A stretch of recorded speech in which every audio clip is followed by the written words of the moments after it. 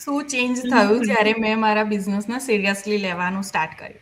ઘણી બધી વાર એવું થતું હોય છે કે આપણે કંઈક ચાલુ તો કરી દઈએ, પણ પછી એને એટલું સિરિયસ નથી લેતા. આપણને એવું થાય કે થઈ રહ્યું છે, ચાલી રહ્યું છે, તો એ રીતે ચાલવા દઈએ.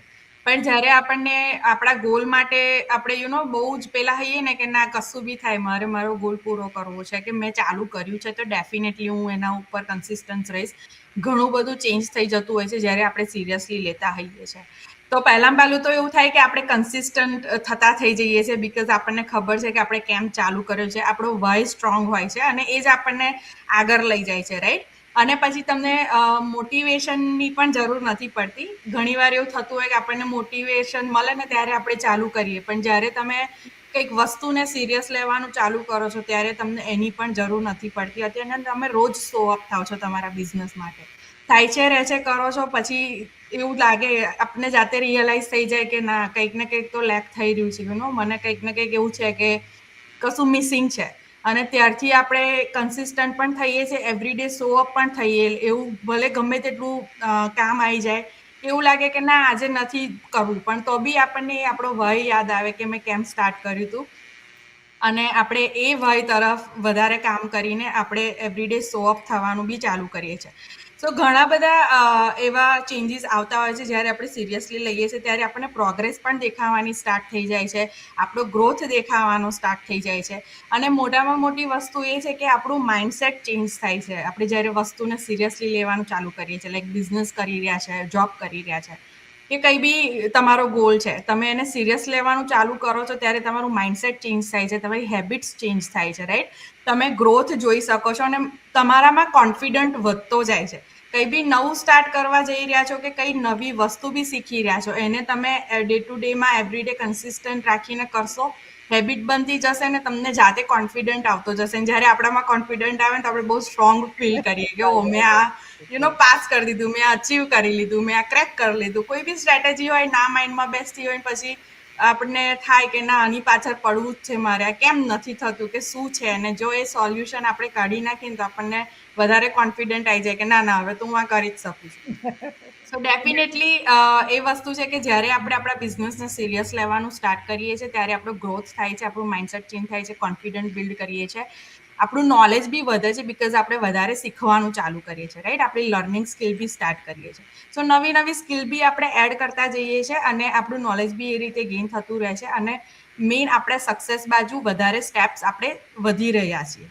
તો શું કેવું છે ક્યુરીબેન તમારું? આઈ વુડ સે કે જ્યારે હું વધારે સિરિયસ થઈ બિઝનેસને લઈને ત્યારે આઈ started feeling more accountable.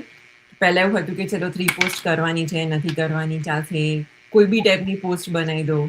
But when I started feeling more confident and more accountable in the business, હું કોઈ બી પોસ્ટ કરું છું તો there is a motive behind it, there is a story behind it. Either it's for the education or the entertainment or just for the sake of their knowledge, right? So I started feeling કે હું વધારે improve કરી રહી છું because I have some intention behind even posting. કે હું કોઈ particular post કેમ કરું છું અને જ્યારે ઇન્ટેન્શન આવે છે ત્યારે એમાંથી રિઝલ્ટ આપણને દેખાય છે.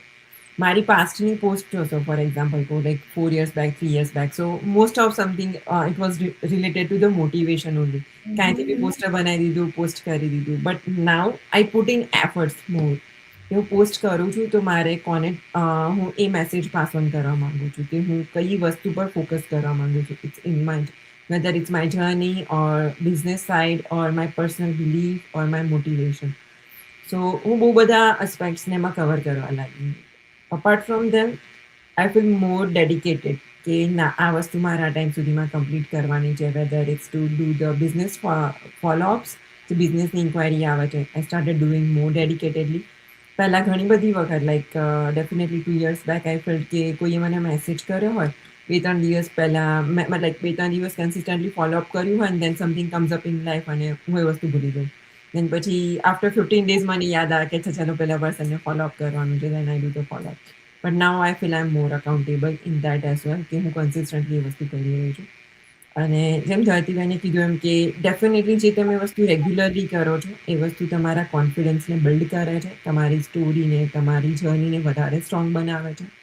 અને you can feel more happy કે તમને at the end of the day એ સેટિસ્ફેક્શન મળે છે મને કે યા હું જે ટાસ્ક ડિસાઇડ કરું છું મારા માટે, not sometimes 100%, but 80% I am trying my best to achieve that. Yeah that's true.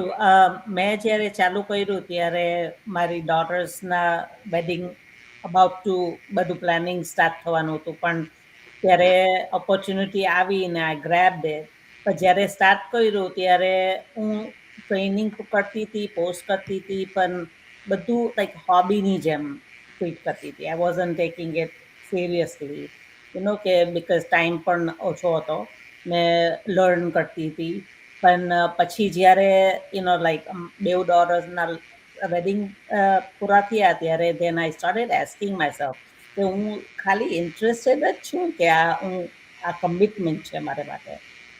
જ્યારે મેં વિચાર કર્યો કે હું આ કમિટ કરી રહ્યું છું ત્યારે I started getting out of my comfort zone. I started doing more intentional posts, like Kayuri said, like not just use the Canva template and change add your logo and post it. Intentionally મારી ઓડિયન્સને શું કેવા post ગમે છે તે વિચારીને post કરું. ને ત્યારે જ્યારે સિરિયસલી લેવા માંડ્યું ને એડ્સ પણ પહેલાં નહીં કરતી હતી, બિકોઝ હોબી તરીકે, like I just started it as a hobby. And when you start as a hobby, it is a, you don't take it seriously. તમે કમિટમેન્ટ કરો ત્યારે તમે સિરિયસલી ફોકસ કરી શકો. એટલે I became more intentional with my time. ને I wasn't looking for quick result, but જ્યારે focus કરવા માંડ્યું ત્યારે રિઝલ્ટ પણ દેખાવા માંડ્યા. સો નો ડાઉટ અનકમ્ફર્ટેબલ પણ લાગ્યું, પહેલા રીલ્સ કરવાનું. આમ like how do I edit, I don't even નો કે કેવા ટૂલ્સ વાપરવાના કે whatever, but I started learning that focusing more, and results started showing up as well. So you have to have that commitment.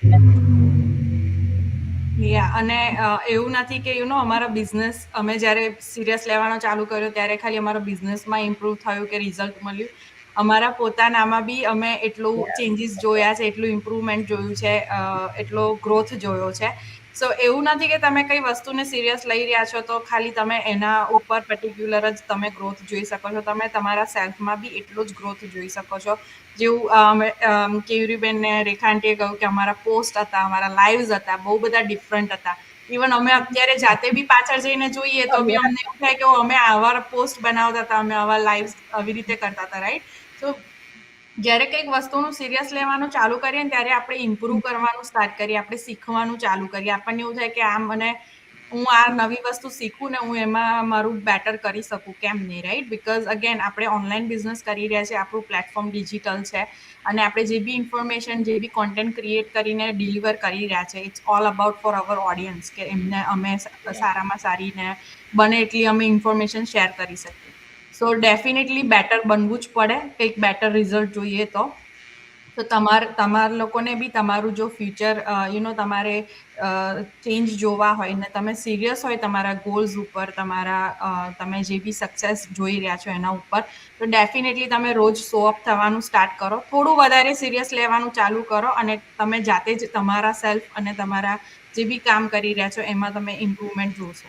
So thank you everyone four joining today અને અમે પછીથી next એપિસોડમાં આવીશું. જય શ્રી કૃષ્ણ. જય શ્રી કૃષ્ણ.